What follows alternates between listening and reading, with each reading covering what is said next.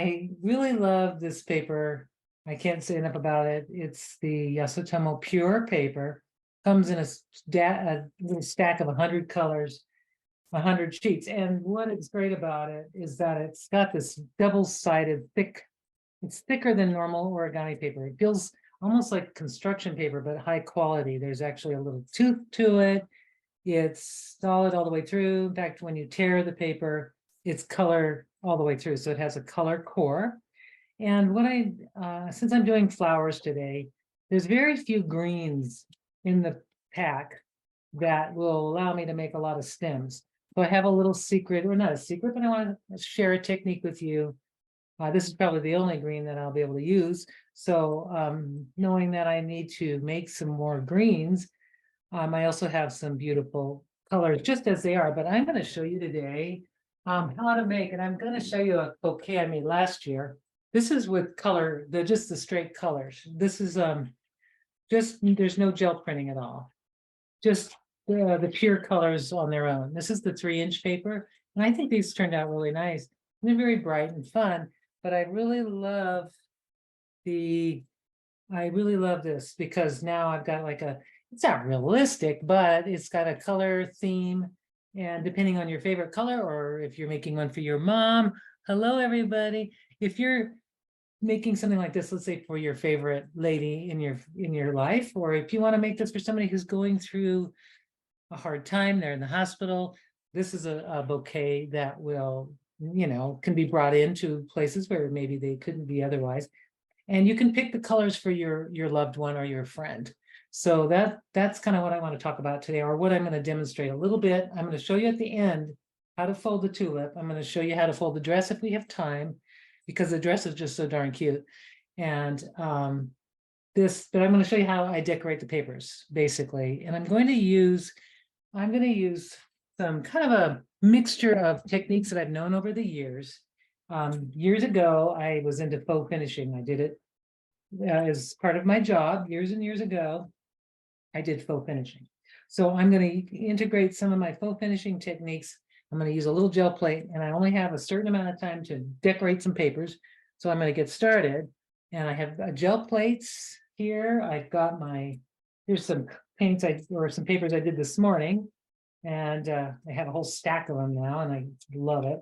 I'm going to kind of go over the techniques that simple techniques to decorate your papers that you'll hopefully be able to use. So in my little pile here, I've got my blank plain papers, but they are the pure paper. And I like that because they don't wrinkle. They are really strong for doing mixed media and collage and all kinds of stuff. So I'm just going to put that away for now so I can get to my little workspace. And I'm going to start with, since I'm going to be gel printing, I'm going to just grab some paints. And I've kind of divided my paints into color families.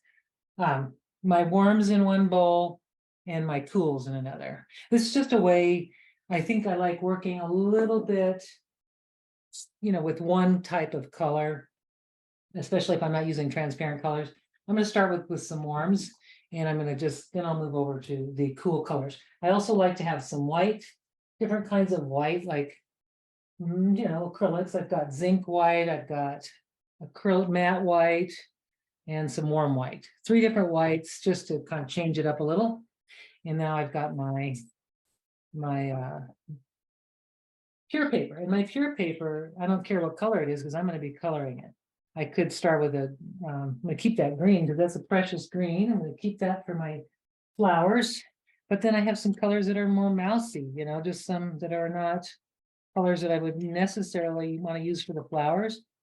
But I'm going to keep the warm colors with the warm paints. So I've got some warm tones here, yellows. I'm just going to bring out those. And I'm going to do 4 sheets today. And then I'll do 4 sheets of cool, just to kind of show you my thinking on how I do these. I also have mark making tools, stencils, and some unusual kitchen tools. So I'm going to start with my gel plate. I'm going to bring it in. This is my 8x10. It's been used for, I think I've had this for several years. And it's, well used. Now this one's a brand new one here. This one's never been used. See how they're shiny and clear and pretty? This one I haven't used. This is a 5x7. And I'm going to use this one to do some decorating, and also this. This one's been stored between 2 sheets of regular copy paper. That's kind of how I do that. I'm also going to use a Baren. The Yasutomo Baren has been around forever and ever. And I love it for pressing down the paper. This one's been had it for a long time, so it's a little worn, but it's just fantastic for burnishing papers down. So I'm gonna go ahead and use that. I've got my, we're just gonna get started. I'm gonna put paper, I'm going to put paint down right now. I'm just gonna just put it directly on as a, kind of like a palette. I'm just gonna put some color down. And I'm not really planning anything. I haven't done any planning ahead of time. I'm just going to throw some color on. Let's see, maybe some red. And I noticed I just pulled out a violet. I thought I would keep everything in the same family. But here I'm going to use some yellow paper. And I'm just going to take my stencil. I'm taking my brayer and I'm just going to do a light coat of a mixture of red, kind of a cool red and a warm red.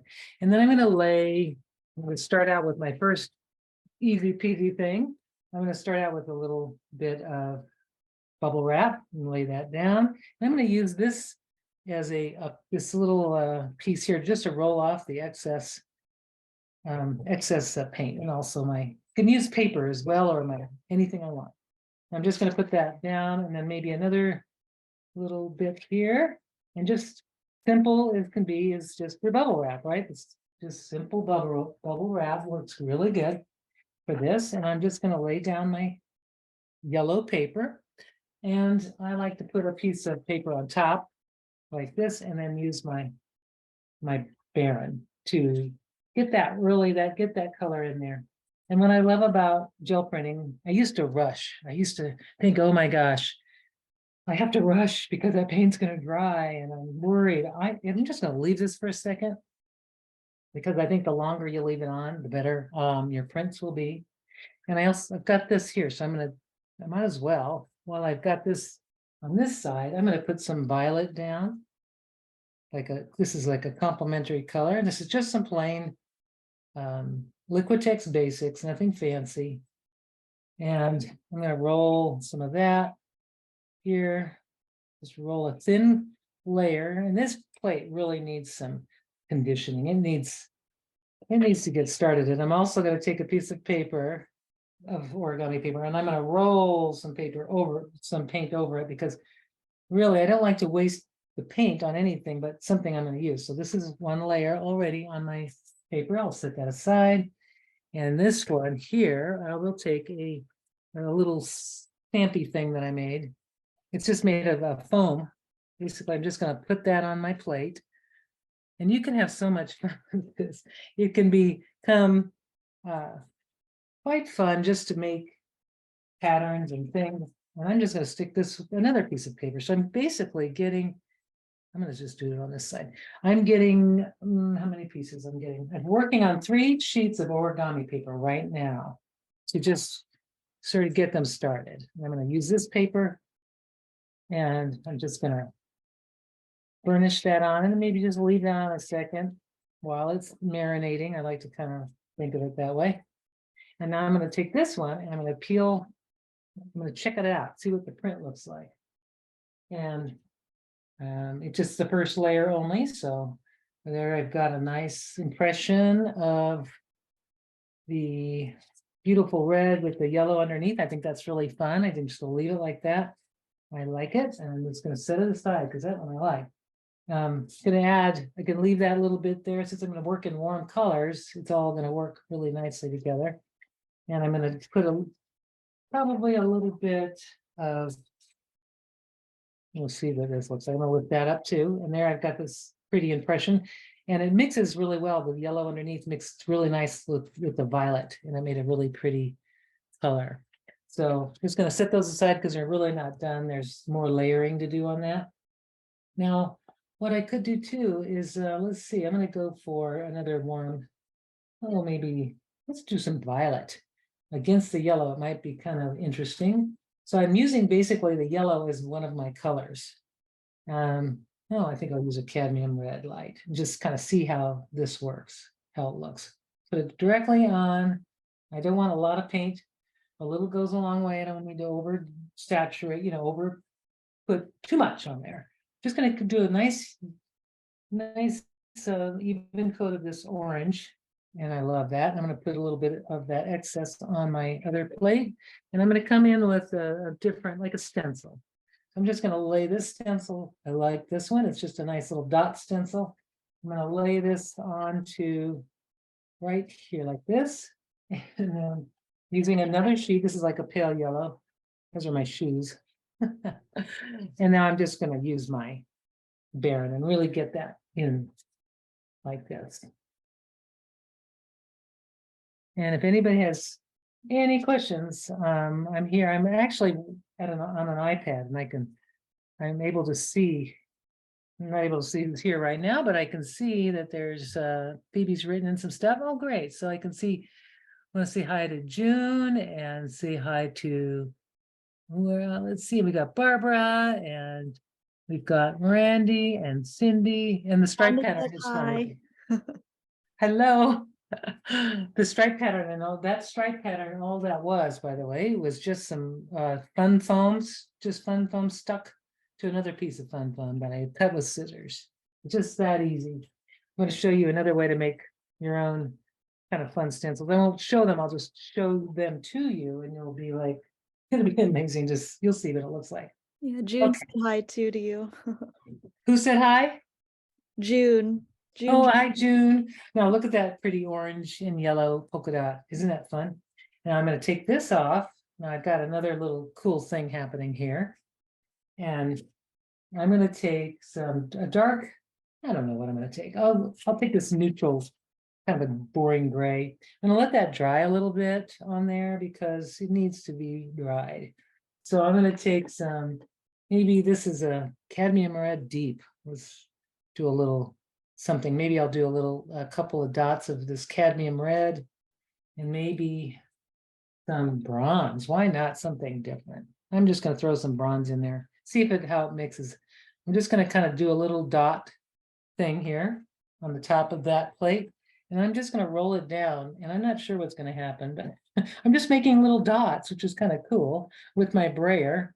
And then if I just keep it going in the same direction, I'm getting this really nice pattern. So I'm going to go ahead and put down another yellow. So since I'm working in yellows, and I'm just going to put it kind of on the side of my plate. And then I'll just lay that on top and kind of let that do its thing. Let it sit for a minute. This is probably dry enough now so I can do my next layer. By the And way, I'm going to take, June was wondering, is there anything they can use or do if they don't have a gel plate? oh yeah, I do. I was actually, that's what I'm going to show you in a sec, because if you don't have a gel plate, I'm going to show you some things. Grab some tools from your kitchen and brushes and sponges and plastic wrap. I'm going to show you that shortly. Like I have things like a egg whip. I have a flogging brush. Now, if you don't have that, that's not everybody has a flogger. I also have a texture brush. I have a little scraping tool, a sponge, and if you have some plastic wrap in your, or some garbage stuff, I'm going to show you that very in like a few minutes here after I finish these, just a couple of layers of this. So grab that stuff and let's have some fun there. I'm going to take some titanium white. Let's see, there's some titanium white. Since that's dry enough, I'm hoping that that's dry. I'm just kind of showing you some alternatives for decorating your paper as much as I can throw in a short period of time. So I'm just going to got some white. I'm putting over that red color. I just want a little thin coat of white. You can do this on plastic. You don't have to have a gel plate, by the way. If you have like a plastic sheet, you can do the same thing on that sheet of plastic. It just isn't as cushy or soft. And you can take like just your plastic sheet. If you have just what's that, a cutting mat that's made out of that's silicone, the silicone mats. Well, silicone mat may beat up the paint, but that might be a kind of an effect you like. So try doing that. Just mono printing without a plate. You can do it. I know it. I'm gonna let that sit. I pull this one up. I'm just kind of just showing you options. Here's an interesting mess. It's a little yellow and red is a fire color, I guess. I'll show you what I would do next just to fix that, because that's just not going to work for the origami paper, for me anyway. So I'm going to take some bronze, and I'm just going to do a layer of bronze. It's kind of a brown color, but it should neutralize this intense color here. And I'm going to just put it on all over the plate, kind of thicker than I did before. And I'm not going to, I think on this one, I'm not going to put any pattern on it. I'm just going to do it. I'm going to put the bronze, stick it right on there, and I'm just going to let that sit for a minute. I'm using this to kind of rub it in. And now I'm going to take this off. Let's see how this looks. We will see how that looks. Let's see if I can get, yes, see how that orange, that leftover orange totally lifted and off the plate and onto my paper. And I just love that. So that's basically reverse print of what was here. So now for the origami, I've got like something I could do if I make several. I have modular paper, but I just wanted to share that with you. This one here, if I wanted to do something to kind of soften that, the same thing, I could take some like zinc white or some warm white. I think that would be pretty. And I'm going to just put that on my plate. And then I promise I'm going to get to your kitchen stuff too. But I'm just going to roll it on. And I can do some marks. I'm just going to roll it off onto that for now. And I'm going to make some marks using, you can use like anything soft. And I love the way this is beating up and it's creating a resist. And I could just go and make like little marks with my, it's like a little tool. I'm kind of going quick because I don't want to have it dry on the plate. I'm going to just put it on here. And I'm just going to let that sit and give it a little bit of time for that. Maybe I'll just set that aside and start the other stuff. And this is actually, this paper is my paper that I've been using for many printing sessions. And now I've got another sheet of origami paper or collage paper that I can use going forward. So you don't want to throw away this stuff, the more, because it gets like a rich layering effect that you can use for so many things. I'm just going to let that sit. And then this one, I'm going to put aside. Now I see that it wrinkled, but that's because, oh, look at that. I got this beautiful, so I love this color now. So I'm going to take a little bit more of that edge off. And that was that bronze. So I'm going to put a little more bronze and I'm going to just do another layer, but this time, oops, not so much paint. I overdid it. Then I go ahead and just do another layer, but this time I'm going to put a stencil over it or something just to kind of change it up a little bit. Or better yet, if I don't have a stencil, I can go in with this little mark making tool here.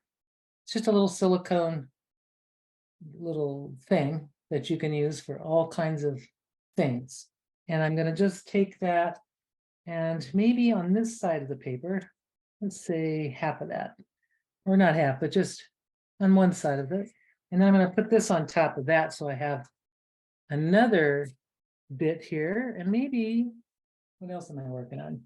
Well, I'll just put that on top and just take my Baren and use that.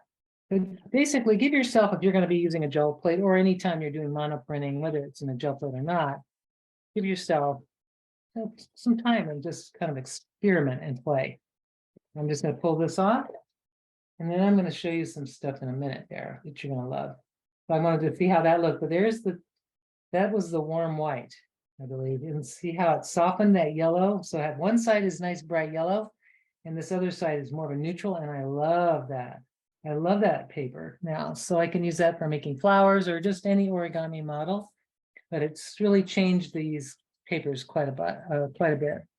And normally to clean this, I'm not going to worry about it, but like, to clean this, the best thing that works for me, if I take a piece of plain paper, like just like this, and I put a little tiny coat of, let's say, I think zinc white, just a little bit, and this is only to clean it. I'm not even doing any painting. I'm going to put a tiny bit or printing. I'm going to put a tiny bit of paint on, just a thin coat. And I could put it on some paper if I want to get all the little bits and pieces, which I think would maybe be kind of cool. I'm going to take some dark pure paper, stuff that's a little on the dark side, and not my precious green. I'll take some blues, something that's a little darker, and I'm going to put that right here. So I have that. And then I have another darker sheet. I'm going to lay it right here. And you can do like bits and pieces. You can just take your paper and lay it on. So you don't waste any paint. Let's see, grab another darker color. There we go. Just put a bunch on because you can do this in patches. And I'm just going to let that sit, and I won't get to it till later, but I'm just going to rub that, and then maybe I can pull this in an hour. I mean, all the paint will come off onto the paper, and then I have how many sheets? I have 4 sheets that have been colored, which is nice. So let me get to show you the fun ways you can do monoprinting without a plate if you want. I'm going to take these off, and I'm going to just use maybe this on as the base. I'm going to pull that off so you can see how that like print came up, just a little belt of it by just laying it on like so. So they've got another thing of bronze, and now it has a texture, which I think is really pretty. And this one has a really interesting texture. So that will be fun to work with. I'll just let that dry. And I kind of have to make sure they don't dry on top of each other because they'll get messed up. So here's a way that I like to do the papers. So let's say you don't have a printing plate. You just want to make things happen on your paper. I'm going to use a dark sheet of paper and darker on the darker tones. And I'm going to grab my blues. I'm going to take my reds out of the picture, grab my blue tones, and I want to make something happen here. Now, there's different ways you can make textures. You can do just something as simple as just a saran wrap, simple. And I'm going to use this as my palette. I'm going to use my fill plate as my palette, my mixing palette. And I'm just going to take some color, and I don't need a whole lot, but it's going to just maybe mix up something fun. I'm going to maybe add a little bit of white just to go and lighten it up. This is just a matte white. Might make it like a baby blue. We'll see. I want it light enough to contrast over that. And now I'm just going to use my brayer to mix it kind of on the plate like this. I know that's kind of wasting paint, but really it isn't, because I can take another sheet of my pure paper, which I'm going to just take that right now and roll it over, and I've got pretty nice, I'm actually just kind of creating another color, and I'm coating the paper. I'm also creating a different color, and I'm using up all the paint on my brayer. And that just is on itself is a gorgeous piece of origami paper. And once it's dry, it will stop curling, because right now it's moist on one side and it wants to curl, but I'll just let it set it aside, and it should dry flat. And if it doesn't dry flat, I have ways to fix that too. So here's my fun. I love doing this. I love taking this. This is a Liquitex called Freestyle Flat. And it's just this acrylic, looks like plastic little strands. And I'm going to put it on like this. This is a faux finishing thing. This is something I learned back in the day. And I know I talked about saran wrap, but I just went over to this. I'll come back to the saran wrap. But it's basically a technique that gives you a certain kind of texture. It's almost like I don't know if it's not wood grain, but it's more of a kind of like rattan or something. It has like a texture to it. But I've got it in one direction there. And you have to kind of do it where you want to have the paint evenly in areas. So like if you see it too, not enough coverage, you just kind of randomly tap wherever you want to tap to get that coverage. Now, this is something you can buy at an art supply store. It's easy, something simple. And a broom would actually, would work as a whisk broom would work for this. And you could just take it. Now I'm doing a crisscross. I'm just taking that paint and I'm just tapping it, lifting and tapping. And it's just basically this technique of tapping until you get the coverage you want. Like I noticed there's a lot of coverage in the middle. That's not a problem for the origami paper, but if I wanted something where I wanted it to look even, then I would kind of just make sure I don't tap any more in that part right there. I'll just kind of go here. Isn't that fun? I've got I just love that. Gives this really interesting texture. Looks like fabric, almost like linen. And the more you do it, the more texture you'll see. And the blue from the original paper is on this side, but now I'm kind of creating a new paper. And the acrylic paints are going to be more durable. They'll make the paper more resistant to water. And it's just more, it's stronger. So there, I wanted to show you that, my little technique there. Now, it's kind of driving me nuts that that's there. So I can take, and of course, it's drying out, but basically you can just keep adding and just kind of keep doing it until you get an even coat. And it takes a little practice, but this is easily washed out with water, soap and water. Really simple, but I'm going to stick it in a little bath right now. But I'm going to show you the flogging. This is what I have had. I've had this for a long time, and I'm going to show you what the difference is that you'll get. So I'm going to do the same technique, but with maybe a different color. I'm going to use maybe, what could I use? I'm going to use some warm white because it's a pretty color, and I'm just going to put it on there, and I'm putting a fair amount on, and I'm going to just brayer it on so I have an even coat. You could take your brush and do something similar. Here we go. I'm going to take, this is a lot of paint and I don't want to waste it. So I'm going to take another piece of paper and I'm just going to go across it and crisscross. And I've got a new paper, new pattern. I just kind of roll it over several times and got something kind of fun happening. There we go. And I've got a first layer there that I can come to later. And this is my flogging brush. Now I'm going to just take a little, I'm going to fill it up. Now this is made with, I believe horse, I'm not sure. I believe it's a horse tail. I think they just, I don't know. I think it is, and maybe not be, but it kind of smells like it is. But do you notice the evenness of the texture that I'm getting?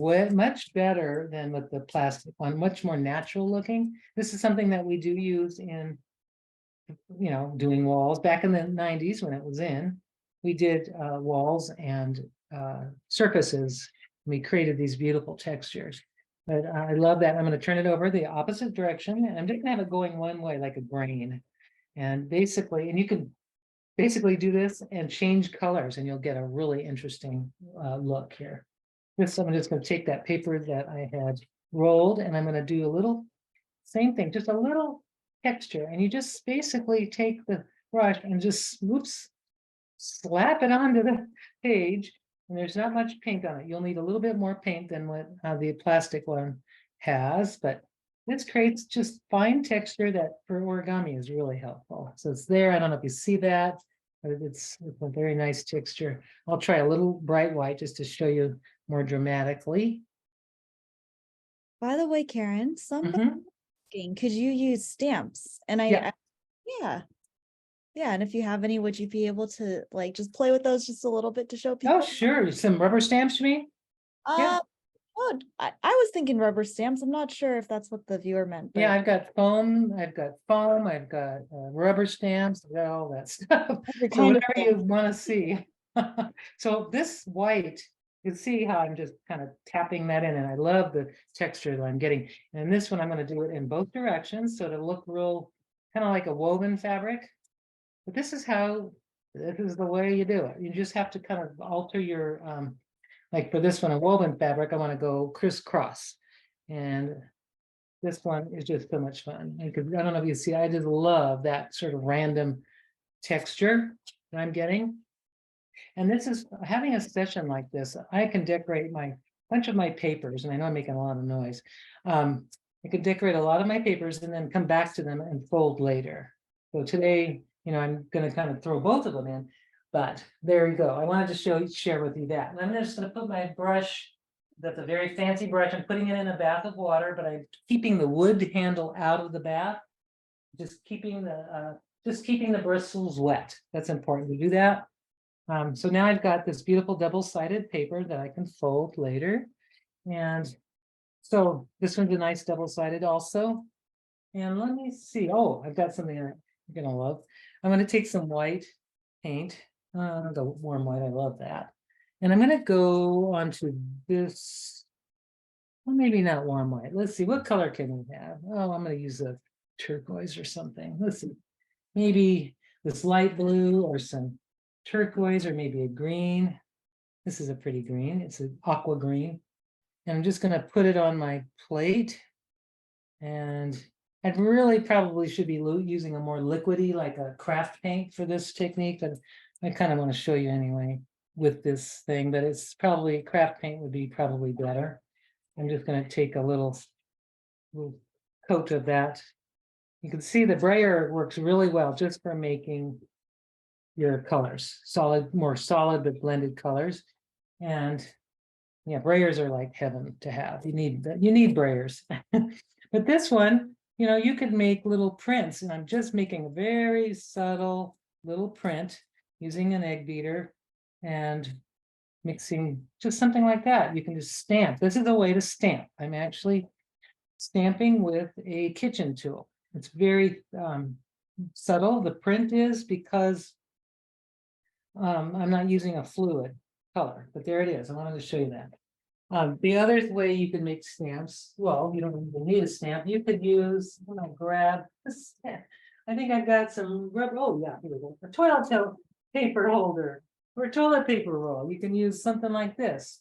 You can create little, just using my plate as the palette, and all that paint's going to be used for something. You'll see what I mean. So again, another thing to do is just to roll your paint. This time I'm going to do like a little pattern. I don't know if you see that, but I'm just creating a little pattern with my brayer. Instead of rolling it, I decided I wanted a pattern. So that's how I was able to get that. And then this one, I'm just going to go into this and make little shapes with my toilet paper roll. So you can use that as a stamp as well. Now, as I'm doing this on my plate, I'm making a really interesting pattern I'm noticing with this. So I see that it's really interesting, and I'm going to come back, just going to kind of fill this paper up because I want my paper to be complete, filling it all the way to the outer edges. So I kind of go off the edge so that my paper is patterned all the way. There we go. So now I've stamped that with a toilet. I call it my wonky circle stamp, but it's really just a toilet paper roll. And I got this pretty paper I love. And this is going to be something. So I'm going to take this paper here and I'm going to just lay it right on there. And I want to see what that looks like. You never know. It's kind of like a box of chocolates. You don't know what you're going to get. Now I'm going to show somebody mentioned, I just read really quick. I saw it in a flash, the hot glue gun stencils that I made. And I'm going to show you those because if you have a hot glue gun, you will go nuts. These are a bunch of hot glue stencils I made.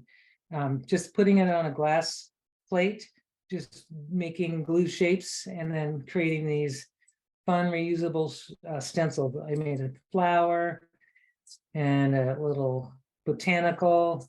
This I made several years ago, and they are still in good working shape. So, you know, you can have original stencils that you make, and you don't have to have, you know, specific drawing skills. I just made a swirly line.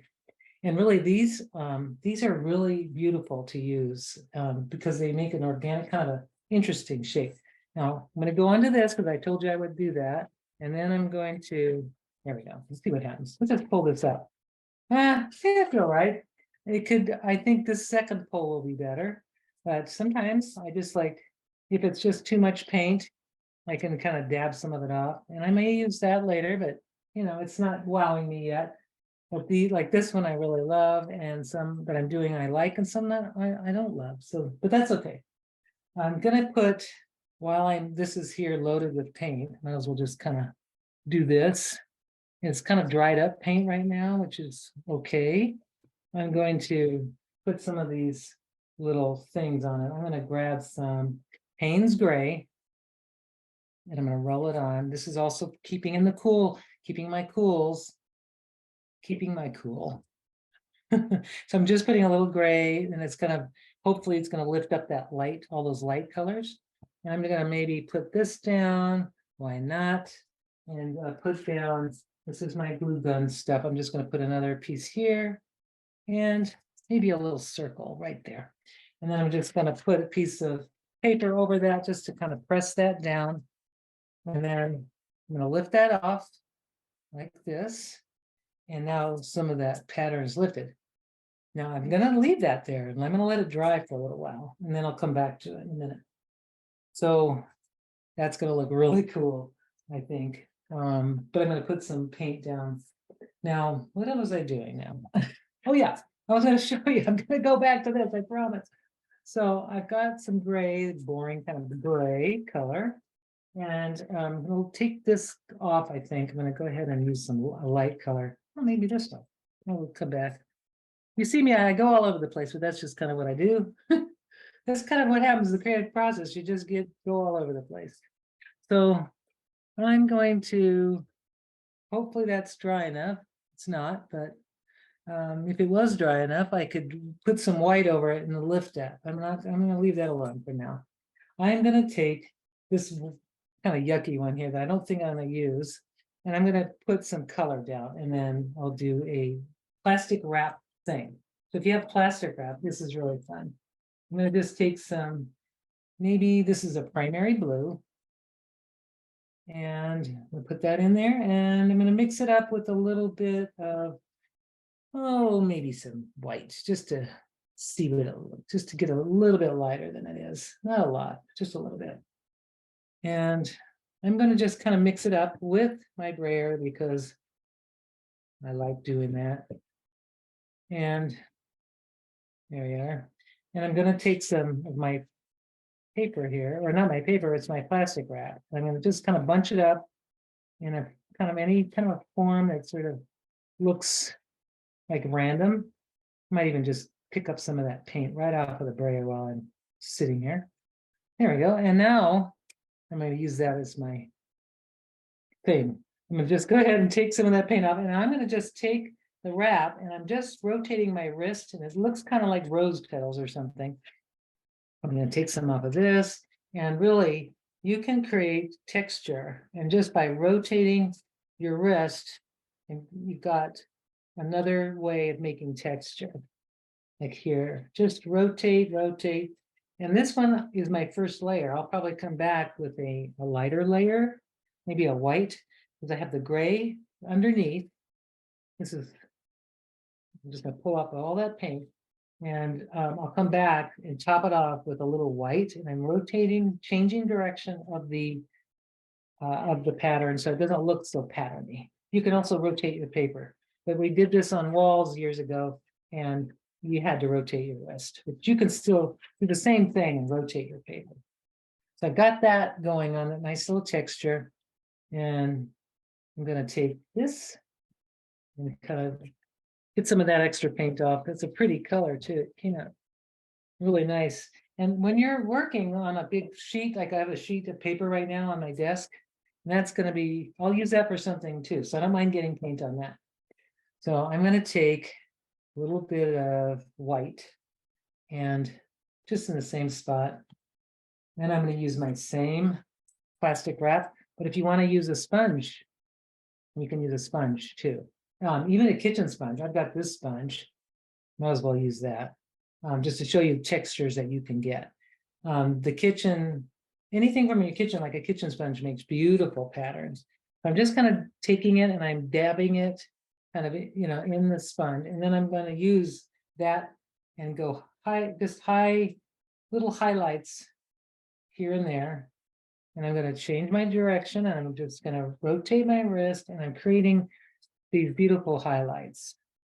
And you can do that with the plastic or a sponge, kitchen sponge. This is a sea wool sponge, but if you have little sponges at home, you can also make texture with a sponge. And it really is a gorgeous origami paper. In fact, in Japan, you can buy this paper that looks kind of like this. I have some samples. It's so expensive, and here we can do it ourselves. So I'm just texturizing it until I see that it's sort of an even pattern. And I do see some little light areas and dark areas, so I'm just going to go back one more time. And Here, I like that. I think that looks nice. One side is gray and I can change that. I can do two sides if I want, but I love that. I think that turned out nice. But I can also add some metallics. If you're into interference colors, if you know about those, they're gorgeous. There's an interference violet. I can just put a little bit, oops, that's brand new. Let's see, try to get one that's not brand new. Just put a little bit, that's an old one. It's either really new or really old. I'm just gonna use up the last of that. If I can, I'm just gonna open that up. Try to get what I can out of there. This is really thick, so it may not work very well, but I'm just gonna give it a shot.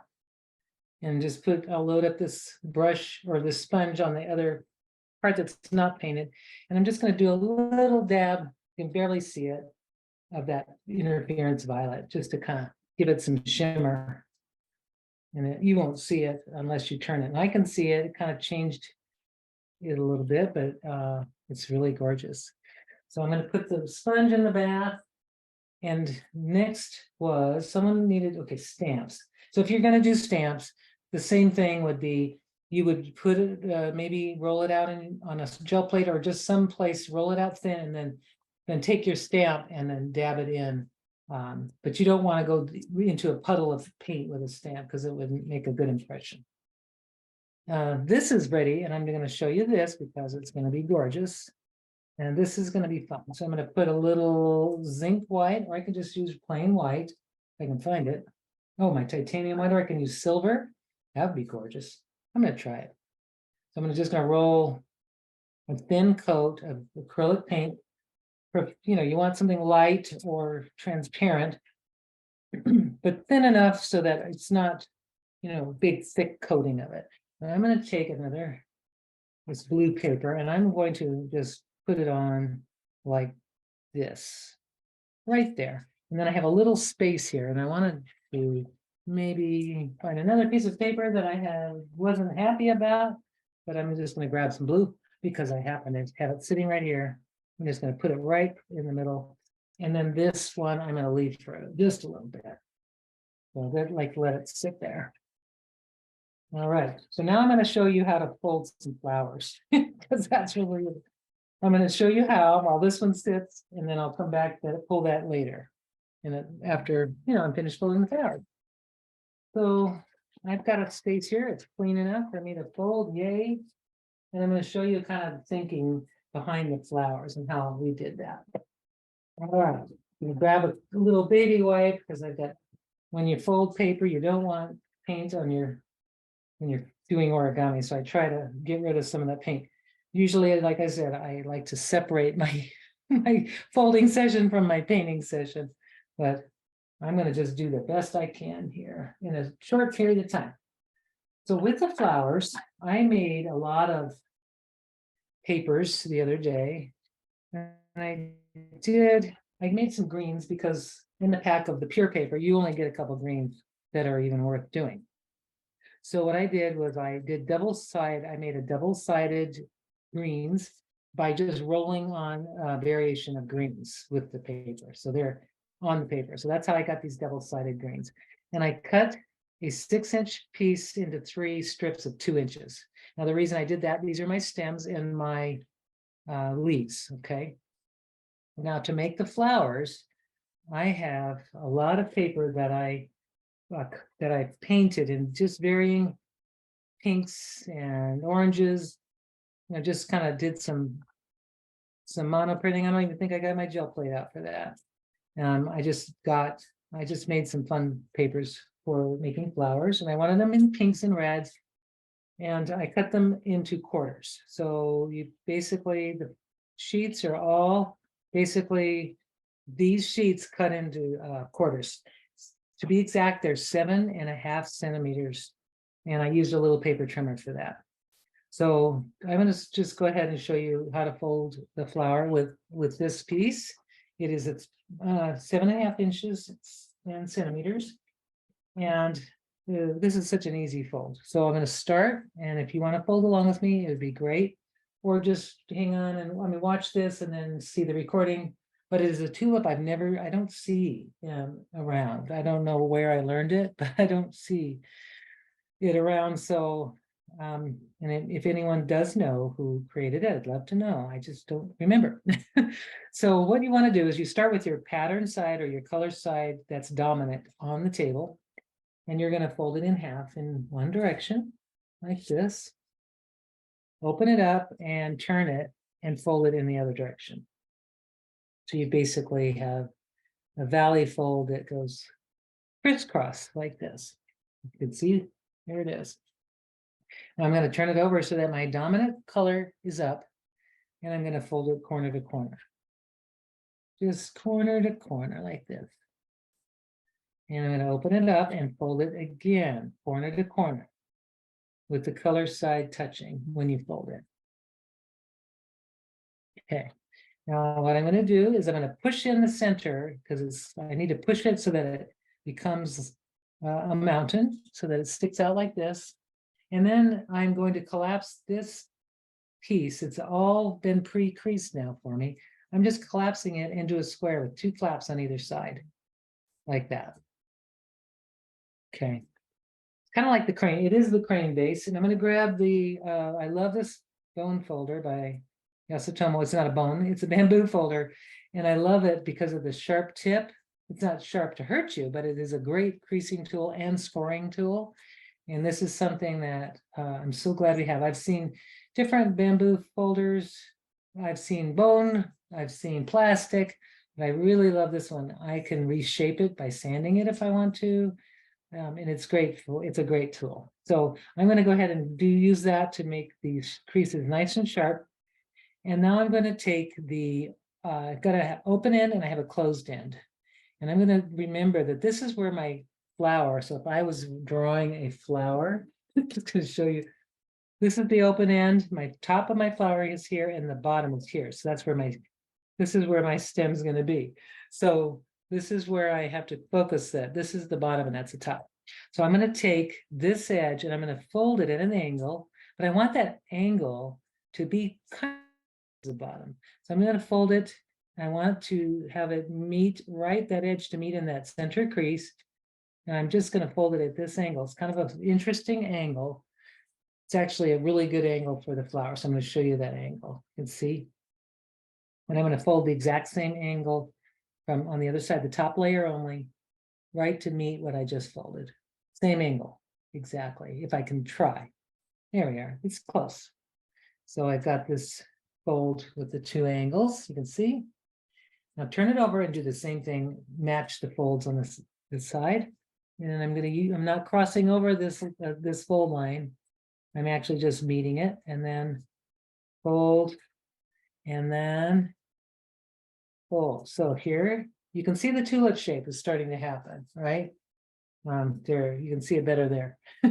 So this is the tulip shape, but I'm going to do something else. I'm going to take this and I'm going to fold that page over until it's solid on one side, flipping it over and folding this layer till it's solid on one side. So now I have 2 layers, they're basically 2 solid sides showing. Okay. This is important because it won't work if we don't do it this way. So have these 2 solid sides showing.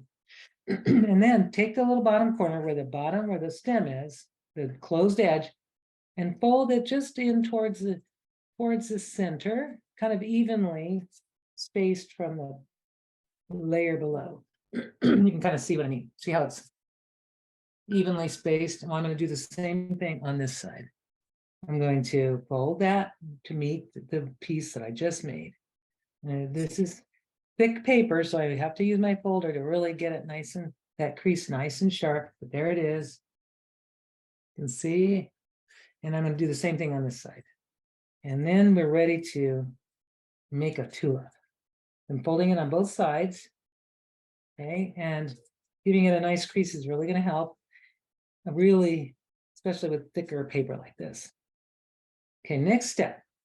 We're going to take these all, and it's done, but I'm going to do one little thing, which is a big no-no in the origami world, right? But I have to I have to make a little snip right on this bottom edge, not the top, this tiny little snip, and that's so that I can put a skewer through it, which I don't know where I put my skewer. I hope I have one sitting on my table. I'll find, I've got another one. So I'm going to take this pieces now. I'm going to open this up like you're opening up a flower, and you're going to go inside. Now, my finger is just too big to go in there. So I'm going to take a pen. I can use a pen, tip, something, so I can get something in there to open it up. My finger won't fit. So I'm going to just kind of take that and open this up, kind of like, it's sort of like the balloon, but I'm just kind of opening and spreading that out so that I can open this up. Let's see, why isn't it opening? There we go. Oops, open it up so that it balloon kind of pushes outward. There, I got my finger in.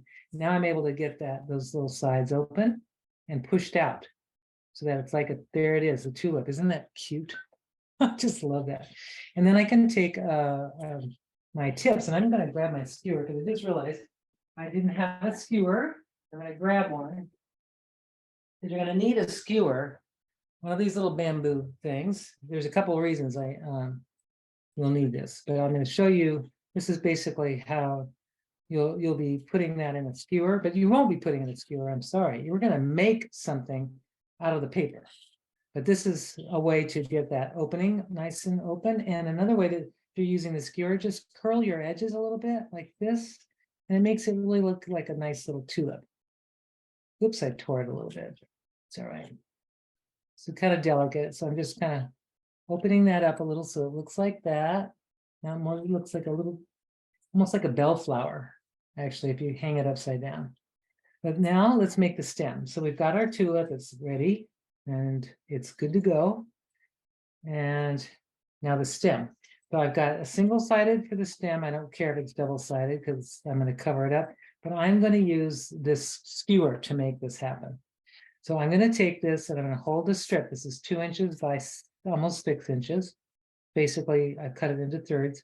And I'm going to hold it at an angle like this on my skewer, and I'm going to roll it. And this is where you really have to roll a nice tight roll to get a nice cylindrical even thing. But I'm just rolling it on my skewer, and I'm going to roll it nice and tight so that it's, it might not be perfectly even, like it's a little bit wider here, but that's not gonna, I'm not gonna worry about it. If you want to re-roll it, which I'm gonna probably have to restart it here, you just kind of make sure it's even, and I kind of take my fingers and I push down evenly until I can roll it up. And then I'm trying to get the longest piece I can out of this. And I've got it nice and even, and it's pretty good. And the last part is I take a little glue, and I'm going to just little touch of glue. I'm going to put some right on the tip, only on the tip. And I'm just going to roll it like that. Now I have to hold it for just a second to really make sure that that is going to hold, and it did. And I slide it off. It's a nice tight fit. Now I have a nice stem, which is amazing. I could make it out of my paper, and it's beautiful. Now, next thing, to make the leaf, to finish this off, I have my double-sided paper. I've got my components here. I've got the tulip, the stem, and now I'm going to make a leaf. So I've got my paper. I'm going to fold it in half lengthwise, just like this. And I'm going to take my scissors, and I can get 2 leaves out of this. And I'm going to just make a little leaf shape. You could draw one out, but I'm just going to go kind of like by eye.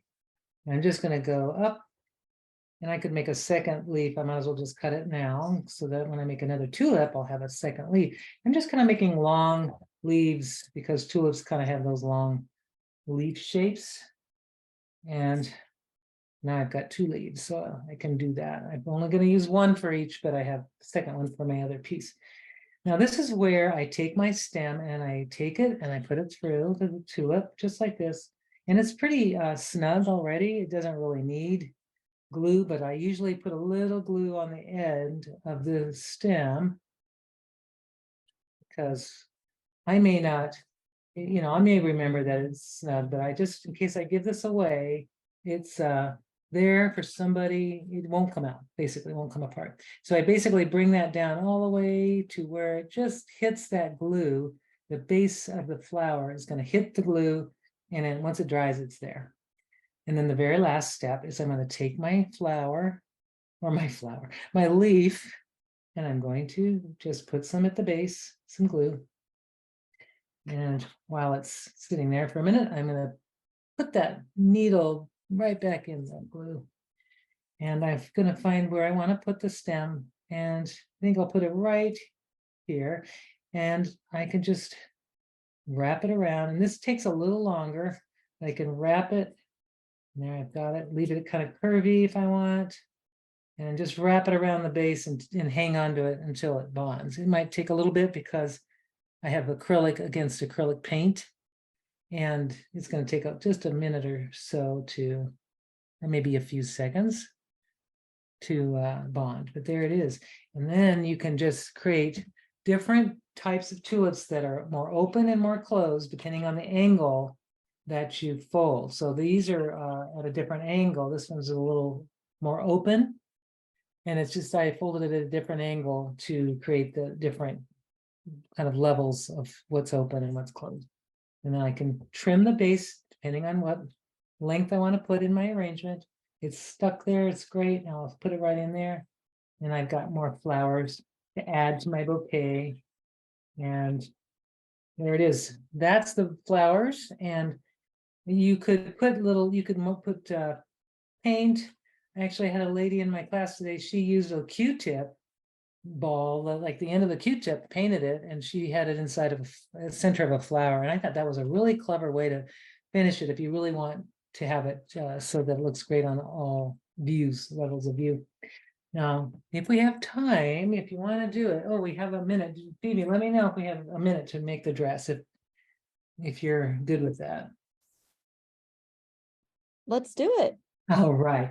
Okay. So I want to tell you too that I have learned that if I really like a paper that I printed, it may be smart to go in and scan it. Scan it. It's your own print. And then you can make prints of it. And that's what I did with these. I made prints of my own gel prints so that I can have several to play with. And that's just another lady in my class. That's what she does. And I thought, what a clever idea, because I've used up so much paper.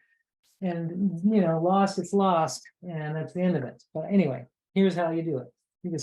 Now it's on copy paper and I don't have any attachment to it. I can make several. So I'm going to take, this is the dress that I just love. This is my little, it's actually a dress that's been around for a long time, but I made a variation. I don't know if anybody's done it, but it's a little different than what other people have done. I like it because it kind of looks more of a natural dress, and I'll show you how to make it. So you start with the pattern side down or the color side down, and you fold it in half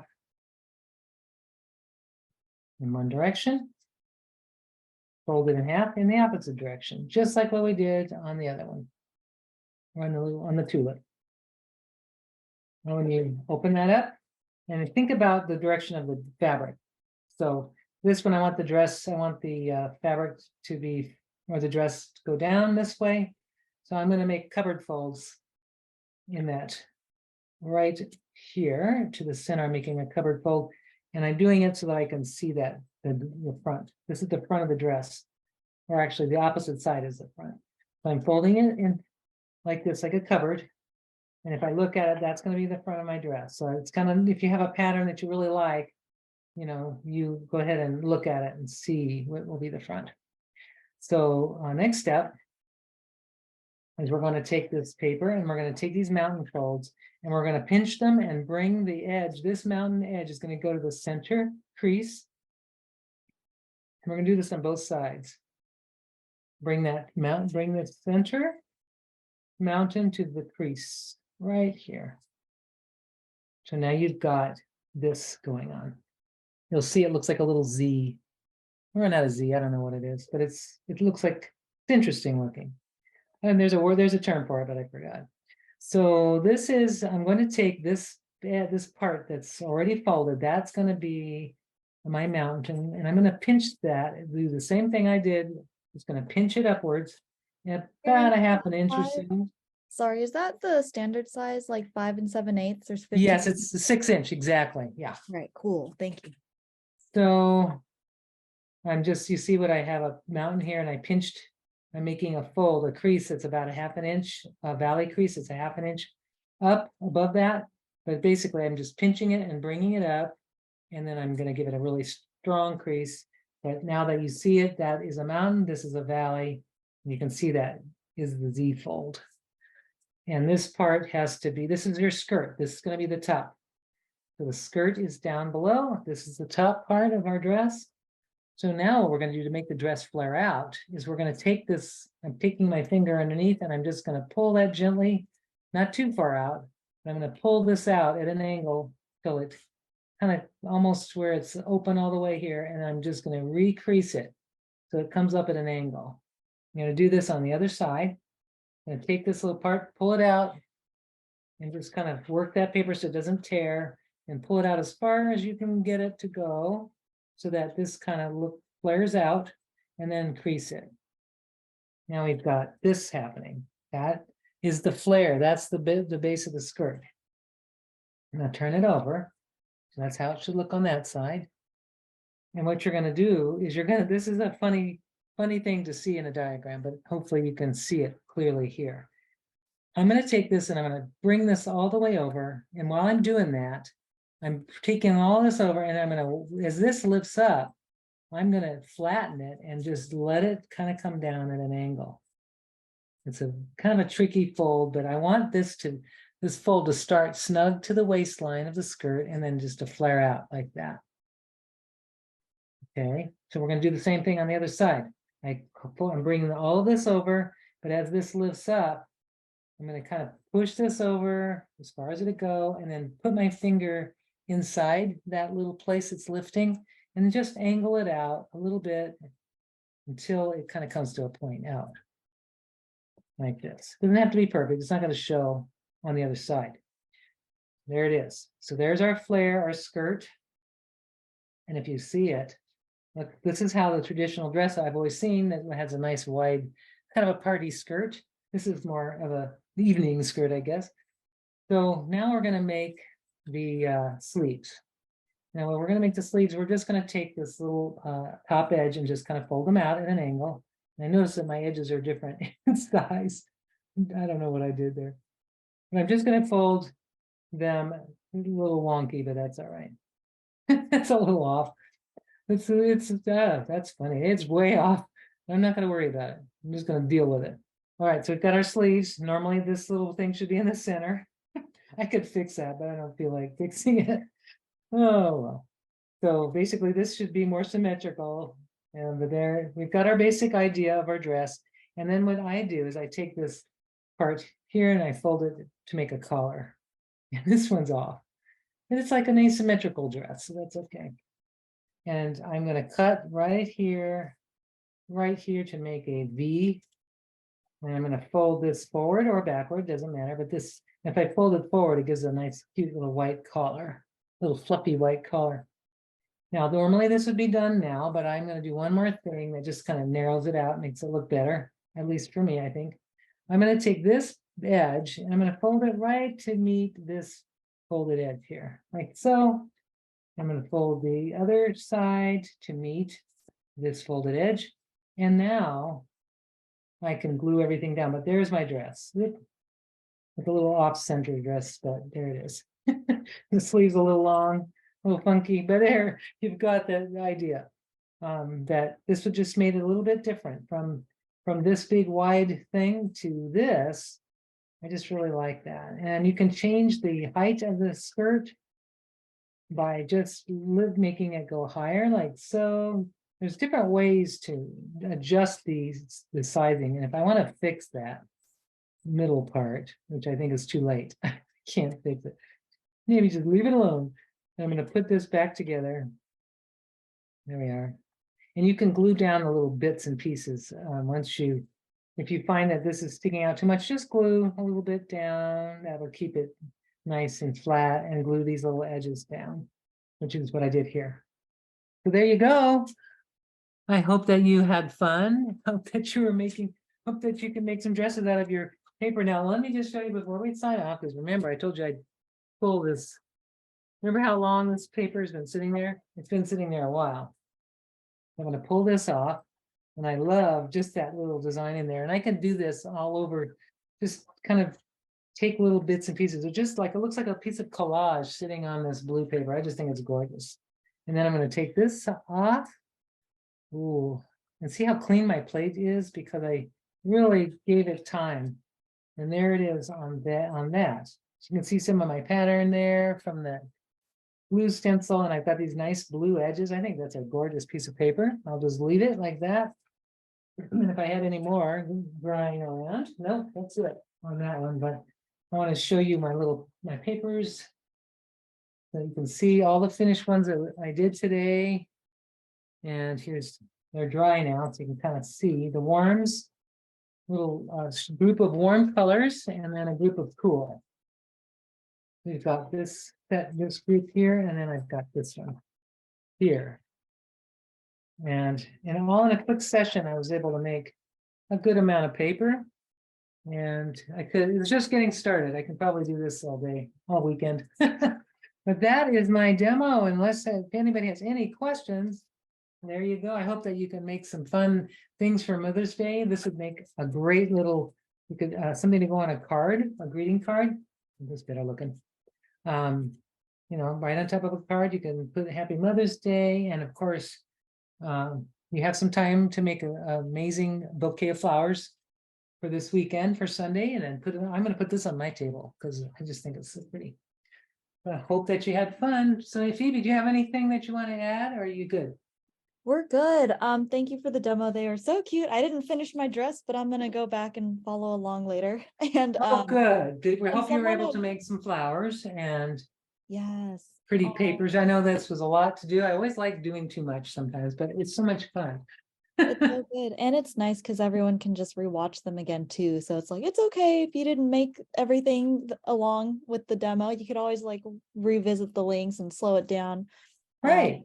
So happy Right. Mother's Day, early Mother's Day to everybody, including you, Karen. Thank you. Thank you. Happy And, Mother's Day, everybody. yes, and then I just wanted to share too, because I think people have like the best ideas. So someone even mentioned that they fold little paperclip hangers for the dresses when they make Oh, them, which I thought yes. was so cute. Little hanger, little paper clips, or if you want to just string a garland on the back, with you can do little clips, or those little clothespins look really cute. Little Yeah. mini clothespins. That would be really cute. A birthday, like a little party banner would be so cute. But I love these and all the different patterns, and you can just have fun with your own decorated papers and patterns, and makes really fun dresses. Oh, those are so cute. There's more. There's there you go. Love that. Oh, well, thank you, Karen, and thank you everyone for joining us. And we will be back in a couple weeks with another one. So We'll see you then. Bye, everybody. Have a great weekend. bye. Thank you.